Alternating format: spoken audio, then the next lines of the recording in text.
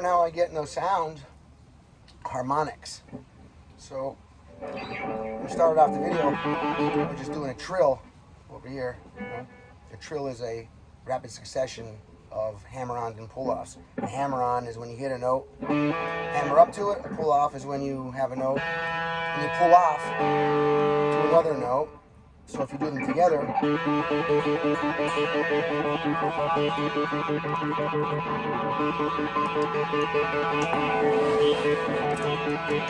take my hand very, very, very lightly, barely let it touch the string. Barely, I mean almost not touching it.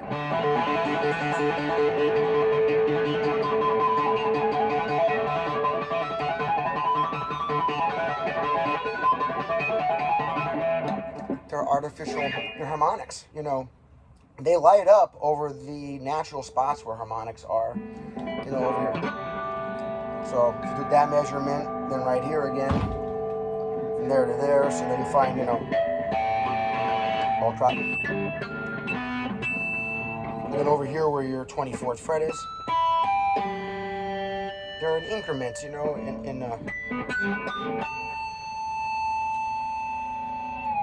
I don't have the bar hooked up. I just set up this guitar for a friend. Beautiful, right? Look at this. Wow.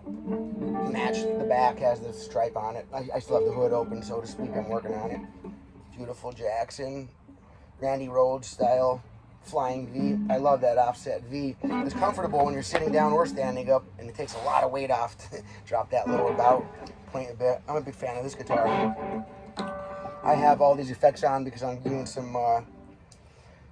Well, somebody was asking me to make a video about pinch harmonics, so I thought I would just talk about harmonics in general. There's natural harmonics. The easiest one to find is at your 12th fret.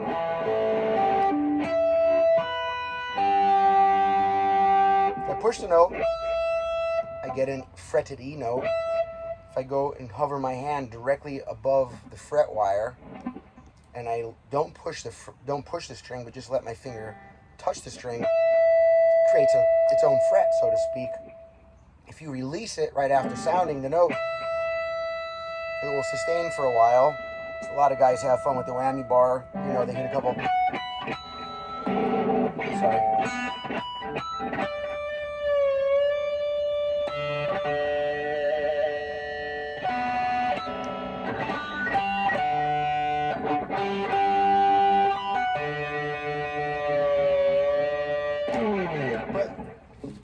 You know, to use as a technique in itself. Some songs just start off with that. The beginning of Dazed and Confused from Led Zeppelin. So.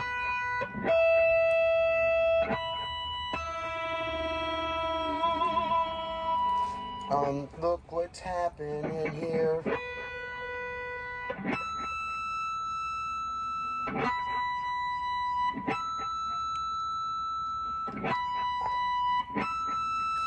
They have a musical value, just natural harmonics, but then we have what we call as pinch harmonics, that you can create a harmonic on any note instead of just picking the note. Now I'm on my bridge pickup and I have my treble or my tone turned up all the way. Treble helps us pull the harmonic off the guitar, so if you have a real muffled sound like that, your tones are turned off, it might be a little harder. I mean, for me anyway, I think. Seems to work. Some gain works as well to add sustain, compression and sustain. As you turn your gain up, it adds compression and sustain. It's part of quality of gain. So that'll help as well in this seek for harmonics, searching harmonics. So you can create them, and I use this as a little example there.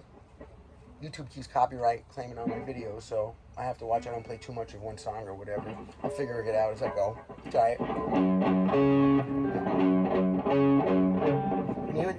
Randy Rhoads, right?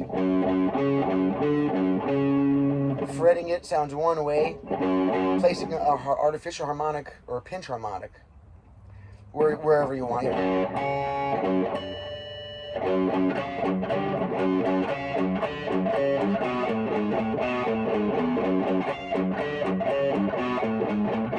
So I'm just throwing it in on those two notes here. Here, here. 3.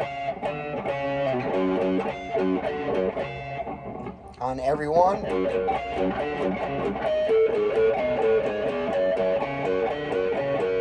Kind of gets close to the sound he actually uses. I have a little delay on there. Yeah, a little bit slapper. Hear it? Yeah, add some depth to it, right? So let's see, we have artificial harmonics, just hovering your finger above certain frets, the 3rd fret. I guess I should say the easiest one to start is 12, 7, 5. Up here, you're 19. Where would be your 24? Whether you have a fret there or not, it doesn't matter. Imagine where your 24th fret would be.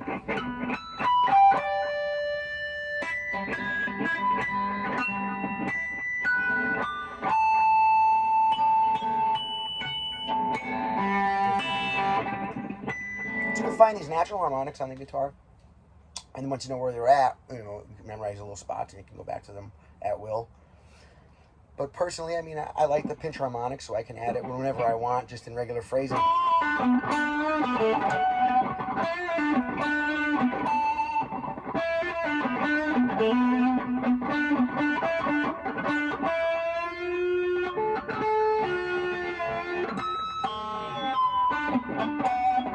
So it gives you a way wider palette of sounds and ways to articulate your notes, you know, adding this one little technique. So normally you're holding a pick. Most people, now I've heard people say unless you're holding it like this, that you're holding it wrong. I don't believe that. I see Eddie Van Halen, who's a master guitarist.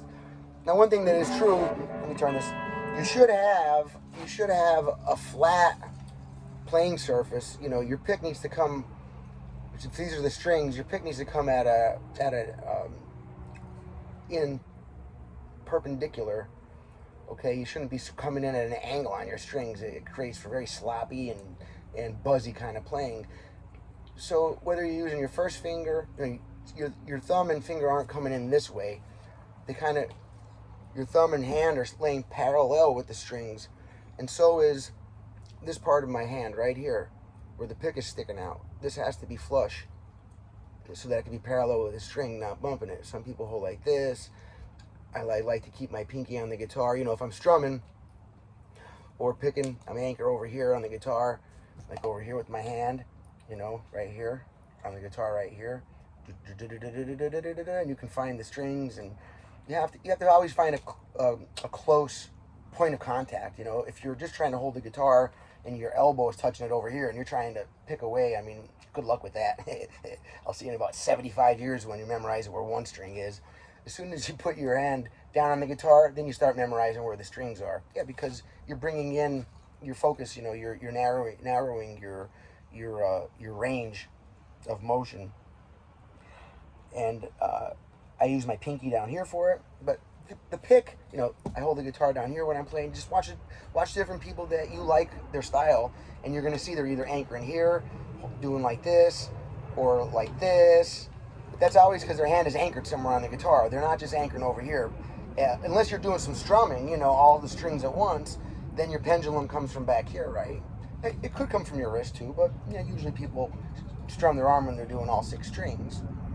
If we want to do tremolo picking, I'm talking about metal stuff because I have this awesome Jackson guitar. It just totally reminds me of Randy Rhoads. You know, I think it might even be called the Rhoads model. It doesn't say that on it, but I mean, I'm pretty sure it's like almost exactly the one that he'd pioneered or made famous or made, you know, I don't recall. Well, he was out in 1980 or 79 or 1980 with Ozzy Osbourne, I was 8 years old in 1980, so I recollect some things from that era, but I couldn't tell you. I mean, I remember from seeing posters, Randy Rhoads playing a white Gibson Les Paul. That's my memory of him. And then a bit later on, I guess he got endorsed by Jackson and pioneered, like most people do when they make it in the business, whether it's sports or guitars or whatever, or race cars. Once you get into the business, then sponsorships start coming in as part of how you make a living in it. So I guess he liked Gibson Les Pauls. Jackson probably approached him and said, hey, we'll pay X amount or make you a guitar that instead of paying you to play, we'll make one that you want, just like you want. And then when we sell them, you get a cut of it. It's usually the two ways that it works. Get paid up front to use something, or development. Like John Mayer, his Paul Reed Smith signature guitar, he didn't get paid to play that, Paul Reed Smith. He doesn't get paid by Paul to play. I know that for sure. Matter of fact, Paul Reed Smith spends times here a lot in the winter. He frequents the Florida Keys. So being I live in Key West, I see a lot of people and bump into a lot of people, and they bump into me, or vice versa. So Paul, he doesn't pay John Mayer to play Paul Reed Smith guitars. He went to him and said, well, I think John Mayer was trying to get Fender to make him a guitar a certain way, and he just wasn't getting a good response from them. That's a giant business. Fender's the top of the food chain when it comes to guitar manufacturing, meaning, and no disrespect, I love Fender products, right? But they kind of sewed up the market. They monopolized a lot of the corners of the market. At this point, even buying up all their smaller competitors. Every time you're looking at a guitar and you start researching into it, see who the company that owns it is, Fender Musical Instruments Corporation. Now, Gibson's had done that as well, but only to a few brands, nowhere near what Fender's done, which is okay. I mean, that's how business works, right? But John Mayer was not having much luck at Fender having his vision fulfilled. So the other way to do an endorsement, rather than say, oh, here, we'll just play this Fender guitar, another way to have an endorsement, so to speak, from a manufacturer or from a brand is, John Mayer sat down with Paul Reed Smith and designed his own guitar and said, this is what I wish the Strat or Fender could have done or supplied me. And for whatever reasons, just wasn't happening, because of whether it was quick enough or they just didn't have it within that large of a corporate entity to bring in anybody's small request and just easily fulfill a signature guitar. That might work a whole different way with Fender. I don't personally know that, but I do know that John Mayer does not get paid from Paul Reed Smith to play Paul Reed Smiths. I know that his deal works like this. You'll make me the guitar I want? Really? Oh my God, of course I'll play them, right? And then now, so he gets a cut whenever one's sold. To me, that seems the fairer of the two. If somebody wears nothing but Reebok, and then they make it to the team, and all of a sudden they're only wearing Nike, and their pocket got full of money. I mean, do they really like Nike better, or do they like the pocket full of money? Always watch endorsees, just be wise when people are, especially when celebrities or people are, endorsing products. If you look into it just a smidget, you'll find out whether they're getting paid to lie, basically getting paid. I mean, they're not lying. You do tend to like things when you get them for free. I mean, things are, it might be like, wait, let me try that again now that I can get them for free, But in the video, artificial harmonics, I got off on a tangent. Thanks for bearing with me. But it's good to know that stuff too. It's interesting, right? How the business works. So Randy Rhoads might have had some ideas. He was playing the Les Paul and using it as a neoclassical instrument. Okay, and this is much better suited for that than the Les Paul that he was using. I love Les Paul guitars. Okay, advice, don't tattoo something on you unless it really means a lot and will for the rest of your life, okay? So that excludes a lot of things from me. Personal, this is my own advice, okay? You can do whatever you want to yourself, as long as you don't hurt somebody else. Just don't tattoo "I hate Wayne" on you or something, right? I wouldn't like that. So I think Randy might have had some pioneering to do, or at least the pioneers that saw what he was doing saw and thought, oh my God, well, if we change this, he could do that way easier. If you know anything about it, I'd love to have a great thread start on one of my YouTube videos. I would love to know more about that. Everything's easy now. Google this, Google that, whatever. I could find out in 10 seconds, but it's not fun that way. If anybody knows, actually, if you live that era and you know, you're not just some wise act, oh, look it up real quick and type it in, whatever, that's cool. Any kind of contact from people watching my videos is cool as far as I'm concerned. But I'd love to hear from people that were around in 1980 and maybe older than 8 years old at the time so that they can tell me about Randy Rhoads and his Jacksons. I'd like to know more about that from real people, though, you know. Google, I'd say that for fact-finding when it's a must, you know. Otherwise, I ask people, and I think that that's good advice when I want to learn something. Well, artificial harmonics is what I want to show right now. Artificial harmonics, right? No, actually. If you try to read about it, go for it. But it's better to learn it from a human right here. Okay, I'll show you. So your hand has this sort of flush kind of an orientation to the strings. Okay, and so of course you're not bumping everything else. Now Eddie Van Halen holds his pick like this, so his finger's still flush to the strings, right? But he also brings, like, he kind of holds it with 3 fingers. And I know there's a million people out there online saying, don't ever hold a guitar pick with 3 strings, that's wrong, blah, blah, blah, blah. I think that the only thing that I would ever call wrong on the guitar is doing something over and over that's going to hurt yourself. Yeah, I think that that's probably wrong. Now, even if, okay, if there's something that's physically going to hurt your wrist, but only if you do it repeatedly, I'm even okay to say I think that that's okay to use in a song a little bit. But if you know that a certain technique or something, or a certain way that you hold your hand when you're playing is going to burn your wrist up, and by that I mean burn out, literally, our parts wear out over the years. With all that we learn on the guitar and all the time that it takes us to get good at it, what a heartbreaker for people that I see as they get older, and then they can't do it because they get arthritis in their hands and stuff, you know. Very often, overplaying in the wrong position will actually cause problems. You know, if you keep your wrist bent like this, I don't care if your job is doing that, or playing the guitar is doing that, or your hobby is doing that, you're going to give yourself carpal tunnel. I can almost guarantee that. I'm not even a doctor. I just see I've been teaching guitar for 25 years, and I'm around guitar teachers because I'm around music schools, and the consensus is there's an overall correct way to play the guitar for longevity, you know, a way that is the least harmful to the body. People don't think about it. Even if you play the guitar all day long, and I'm orientating myself, you know, the guitar here, and I'm facing this way. Well, if you play for 3 or 4 hours a day, and you're just looking to, I'm a righty, so I'm strong with my right, and I'm looking to the left for 4 hours a day like that, like, if you play for 20 years, you start getting all twisted up. It happened to me. I'm not just, hey, young guys and girls, I'm not just making this up so you know, okay? This is personal experience.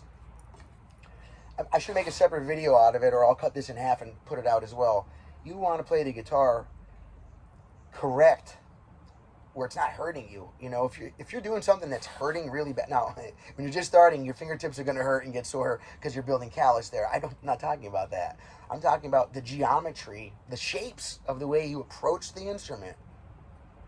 Even just if you hold it in a classical position, has a neck at a 45 like this, and most of the things that you're playing kind of, you know, it's kind of like you're using your torso. There's not so much like in certain styles of rock and roll, you know, where they might have the guitar way down like this, and then you're looking down with your neck like that. So the intention, the person might have just simply invented that way to play that felt good to them.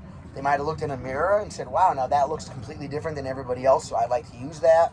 It doesn't matter if the reason, the effect was the same. It doesn't matter, okay, what the reason was. When you hold your guitar lower, then you either have to start bending your wrist further like this to reach your chords, because to make clean chords, you have to come up around strings and avoid bumping ones that you don't want to. And the only way to get your fingers to come up that way then is to bend your wrist. See, as the guitar comes up, then my wrist can go straight and even get some relief with a little bit of a back bend there. But as the guitar goes lower and lower and lower, then your wrist is going to be bending down. So all about, posture is very important, not just to sit up straight when you're at school all day or at work. Something, while we're on the topic of posture, okay, if you're slouching like this for 3 or 4 hours as you're playing your guitar and looking with your neck, I guarantee you, even if you're young, you will start to give yourself back and neck problems. There's no doubt to that. The guitar is not, I think it is magical, but it's not magic in that it'll relieve you of these kind of problems. If you have your neck and body and torso twisted over to the left for a few hours, even if you practice for 1 hour a day, if you do that for 1 hour a day, I recommend then when you sit down to eat your lunch, sit this way and orientate yourself towards the right. If you play the guitar orientation yourself towards the left for 3 hours a day, well then for 3 hours a day, maybe for all 3 meals, I do it.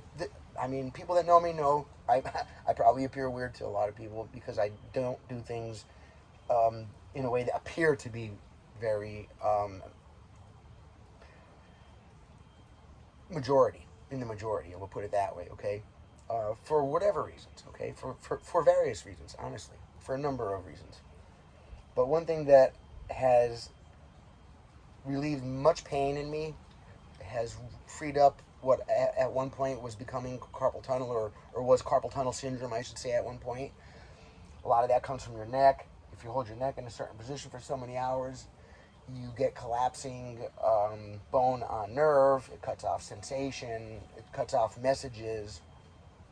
It's very important to have symmetry. So if you're doing an activity this way all day towards the left, a guitar player will say, right? Well, then you better find activity to do this way to the right at least an equal amount of time, right? 50-50. If you're not, if you had a job and you just did this all day and then this, right? And that was your job on the one left side. In like 20 years, you'd look like Hulk Hogan on one side and, like Pee-wee, sorry, Pee-wee, I shouldn't use real names, right? You'd be like this big giant muscle guy on one side and some little skinny wizard Gandalf looking thing on the other side, right? So it's very important from the beginning to just get proper positioning down, learn how to do things, sit up straight. Yes, at first, of course, you're going to be bending your neck over more than you even have to at first because we're relying on our eyes when we're first starting to learn these techniques. We're looking for a visual confirmation that, oh yeah, I'm doing it right. It looks right. Really, we should be going, that feels correct. That sounds correct. But it doesn't work that way. Our eyes are very, very, very prominent to our, our senses. So we want to use them first, and that's okay. So I recommend, you just tip the guitar back a little bit as well as use your neck. If you leave the guitar in the proper playing position and you just totally use your neck all the time, that hurts a lot. Slide the guitar a little bit back like this, and then you can use your. Now, also, once you see the proper place that your fingers are, or your right hand or your left hand, whatever, you definitely want, before you play though, to put the guitar back in proper position. Because if you can see your fingertips when you're playing, you're not in proper position. And you're going to hurt your wrist, you're going to hurt your neck, you're going to hurt your back, and you're probably going to suck compared to what you would be sounding like had you followed very simple instructions of playing the guitar the way it's intended to be played. Not like this. Like this. So you have to keep your arm like an elephant trunk or an octopus arm, just free-flowing the whole time on that instrument because you're going to be dancing with your guitar the entire time. I think all these rock stars are doing poses like that because they look good. No, they're trying to get their hand to reach a certain note that wasn't in a style of music before those guys played that stuff. Pinch Harmonics.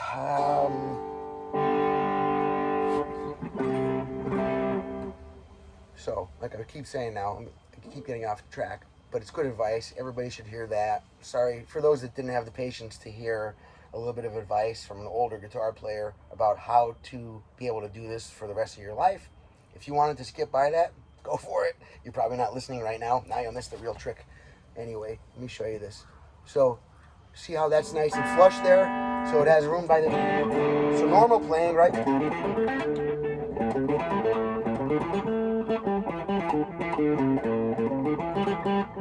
It's great. It's easy for down pick. It's easy for alternate picking. Or pinky down.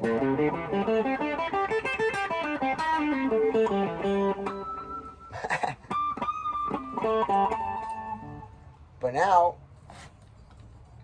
it's such a small movement I'm doing with my hand, you really won't see it on the video. I have to point it out to you. So the difference,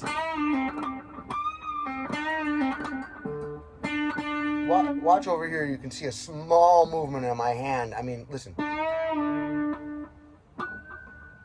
They call it a pinch harmonic. So think about, why would they call it a pinch harmonic? Well, we're not pinching right over here. So they're talking about the pick, people. My friends, when you have your hand in regular position, okay, to pinch down on the pick, literally, and what it does is you're taking away most of the pick. Let me find my camera. You're taking away most of the pick when you pinch down on it. You're leaving just a little tiny snippet, a little. And so what happens, it's hard to explain. I can feel it, but it's just hard to explain it until you do it. When you do it, you're going to have to try a million little times. I pinch down on the pick, I almost leave nothing sticking out, and then instead of orientating normally against the strings, like I said, we're coming flush like this with them. Then I turn the pick actually like sideways. So instead of, really try to get that, instead of the pick coming to the string this way, I'm turning it and coming at an angle. See the difference?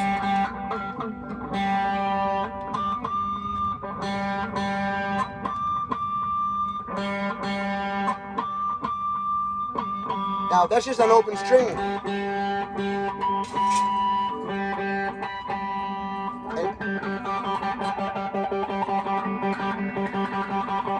It's kind of the same idea that was allowing this to work, because what's happening is my finger and the pick are touching the string at exactly the same time.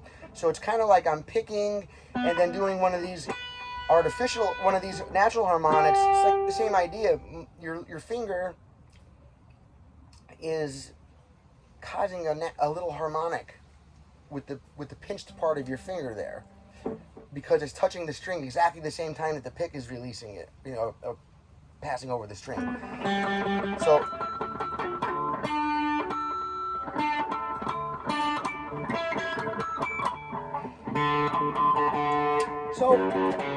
some artists, they use it for, there's a lot of different ways to use this technique.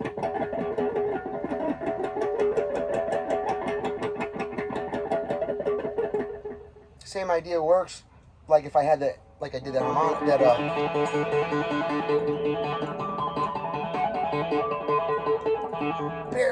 barely touching the string.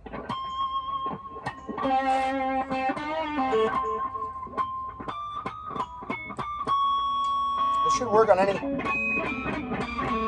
any pickup. It does. It's just that naturally, I think the treble tone of the bridge pickup it allows the sound of the harmonic to come through. So if it wasn't, if you had a weaker harmonic, let's say, until you get very good at it, you probably hear it a lot better if you're on your treble pickup or your bridge pickup, okay? So many songs use that, but I like to throw it in at will, just, certain parts.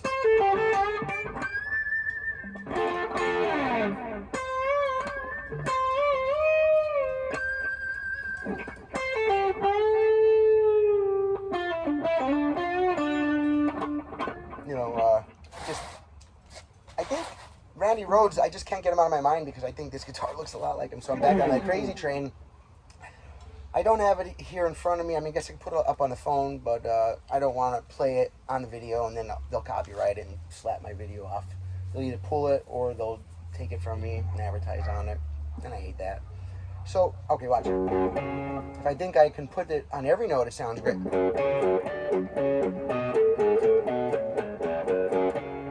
See? instead of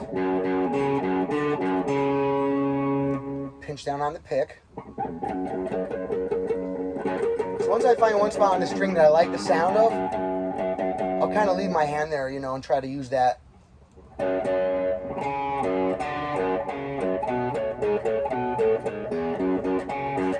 Or pick every couple notes.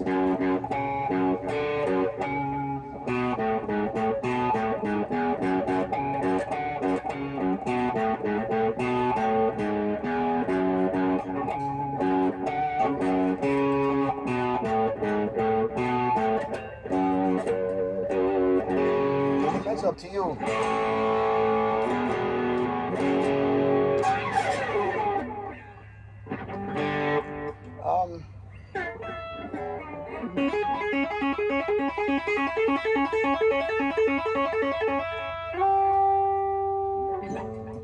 Well, I sure like this guitar. Jackson Randy Rhoads style. Flying V. Pinch Harmonics. Pinch the pick instead of completely parallel, perpendicular to the string. Angle it a little bit. Angle it instead of flat on the string. Okay, let me try one more time. This is where the secret of this lies, really, is that your finger has to be pinching down on the pick. Almost barely anything can be sticking out of the end of it when you pinch it properly, just a little tiny bit, okay? And then instead of coming completely flat with the string, I turn it at a little bit of an angle, and that's what is allowing the skin of my thumb and or first finger to also touch the string at exactly the same time that the pick is, okay? It's something that is more of a feeling that you get, and when you hear it, then try to keep your hand exactly, and then as soon as you do it a bunch of times, you'll see it comes kind of naturally. It's just, at first, there's no way for anyone to explain to you what it feels like. I can keep bashing over the same ideas again.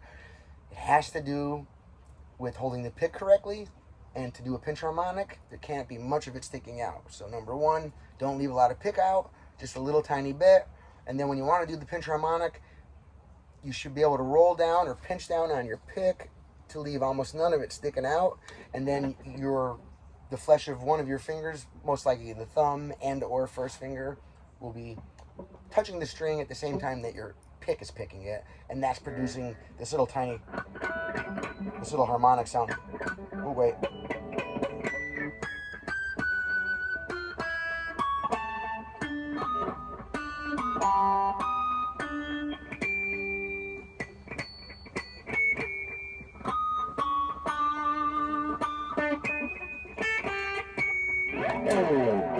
It's a cool thing to work on. Some people say, oh, that's gimmicky, don't spend time on stuff like that. No. Definitely spend time on stuff like that. If Eddie Van Halen didn't spend time fooling around with, he saw Jimmy Page, was watching him in concert. Jimmy Page, the guitar player from the greatest rock band, according to many, ever, which was Led Zeppelin. And people say that for various reasons. A lot of people play as good as Jimmy Page, but he wrote the songs and he produced them. That's a big part of it. Without the guy who produced the Beatles records, I don't think any of us would know the Beatles the way that we do. You know, the producer is always another member of the band. Without that producer, most bands' albums would not sound at all what we end up with as a product, as a consumer. Producers are the geniuses that use each artist as a palette, and they put it all together into a product that everybody's going to love. I'll say one name, Rick Rubin. But guess what? Jimmy Page didn't need Rick Rubin. He self-produced as a young man in his 20s. Jimmy Page produced these Led Zeppelin records, wrote the songs, put these advanced musical ideas together that nobody was employing at that era. Nobody, okay? Single-handedly invented so many studio ideas, and the drums from When the Levee Breaks by putting the drums up in a hallway and 2 rooms away or whatever, and the microphone away, and depth and space and shade and light, and he introduced so much into the music world. So yes, he was somebody that, like Eddie Van Halen, was watching a master at his craft, watching Jimmy Page, and Jimmy Page was doing this, had his hand up in the air, and Eddie was like, wow, it'd be cool if I just follow that with a finger behind it, but then he's thinking, well, 3 fingers. Well, wait a minute, I'm doing that the wrong order. What in the hell? I need 3 fingers. And then all of a sudden,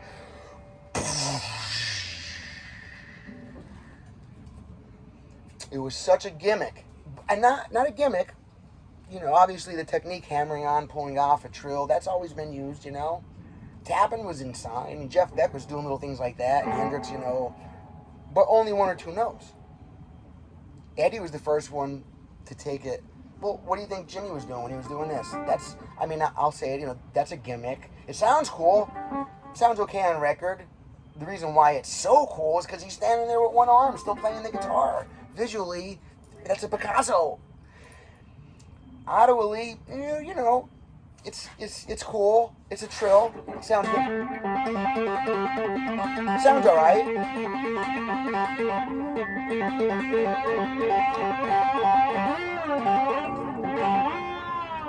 It's cool, but you know, it was for flash, which is part of rock. It's part of the show. It's part of entertainment. We want to rock out. We want to rock out. We want gimmicks. It's part of the art of it. If people were acting and the story was the only thing that counted, and you kept going, oh, but they're acting. Oh, they're not really crying. They're acting. You know, that ruins it. Shut up. If you can't get over that, then don't even try to play, I guess.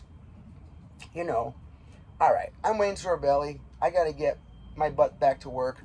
I just set this guitar up for my buddy. He's been waiting too long already. I got so backed up at work. That's what happens. I make some YouTube videos. I get smashed at work. And thank you. I'm very, very...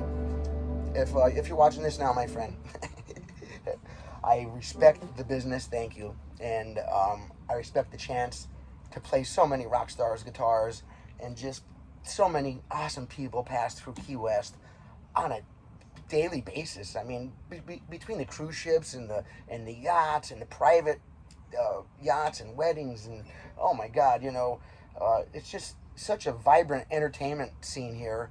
And to be known as it's embarrassing, I don't want, but being the guitar dude on a small island like this, some of the best players I ever met in my life just hang around here and play for fun. You know, anywhere else, they were monsters wherever town they came from. Okay, they were Godzilla and the King Kongs from whatever little area they came from. And somehow Key West has a lure to it for people that have some sort of eccentric art sides to them. Whether you appreciate it or you're on the making side of it, or in my case, the making side of it, the fixing side of it, the teaching side of it, and now the YouTube community side of it, I hope. If even a small portion of the people that always email me from my website and through social media, if even a small part of you all start getting on my YouTube channel, then it gives a stronger voice to the community for sure. Social media in general, outside of YouTube at the moment, is really just people giving everything to the system. You know, rather than texting your friend on your text, you're doing a message on Facebook, and then Facebook makes money on that message. I mean, I can't do that. I don't. By the way, please, you know, people that know me, I don't mean to be offensive. Obviously, if you don't have my personal phone number, which I can't give out to the world, right? Then please message me on social media. I'm just saying, if you have a loved one in your life, don't text them using social media, and put Facebook or another medium between you and your loved one. You're just giving them your information. You're in a small way, you're selling yourself short. I don't know how else to say that. All right, Wayne Sorbelli here. Please help out the channel if you don't mind, if you haven't already. I forget every time I'm watching a video. I apologize to those that don't mention to hit the like and the subscribe button. So I never wanted to be the dude to be saying it in the videos, because I used to find it annoying. And then I started realizing, oh my God, I watch all these videos and I never tip my hat to the author. I just was forgetting to hit like and subscribe. And then some videos, the content maker would say, you know, can you please help us out? And I realized, oh, that helps. That helps. I had no idea. I thought it was just like. For me, I didn't care about likes. You know, I care if my wife likes me. I care if my daughter likes me. You know, hopefully my neighbors and my customers, right? But some stranger on social media that didn't invite me for their opinion, I mean, I don't care what they like or dislike, and I don't really want them caring about what I like and dislike, honestly. You know, there's a time for social, there's a time for the town square, and then there's a time for not being public in the town square. That's all. Bless everybody. Thank you so much. If you find this useful, please share it. That super helps us out. Appreciate you. Neighbor's pool heater came on, so I don't know if you can even hear me at this point. If not, thank you. I appreciate you. God bless you. Thank you, thank you, thank you, thank you.